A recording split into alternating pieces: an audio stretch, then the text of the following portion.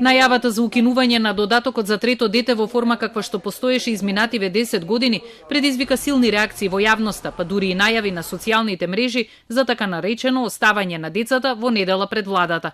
Замената на месечниот надоместок од 8.000 денари со еднократна помош од 60.000 денари, според владата нема да ги демотивира родителите да го прошират своето семејство. Дека граѓаните на вистина ќе бидат демотивирани да раѓаат трето дете, јас сигурна сум дека тоа не е така. Нема родител кој што раѓа заради сума од 8.000 денари. Ќе добивате повеќе со гарантиран приход сега, ако сте семејство во социјален ризик.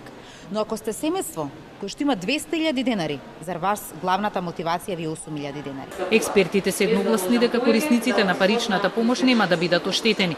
Надоместокот и понатаму ќе го примаат 26.000 семејства кои веќе се стекнале со ова право, како и тие што ќе зачнат во следните 10 месеци. За корисници кои што сега го остваруваат, висината на правото ќе остане подеднаква, имајќи предвид дека тие сега ќе имаат пристап до неколку права, а тоа е гарантираниот минимален приход, детскиот и образовниот додаток. Збирот од овие права е еднаков на правата кои што како додаток за трето дете тие го имаат. Мерката трето дете во изминативе години не го зголеми наталитетот, иако тоа беше незината главна цел кога се воведуваше во 2009-та.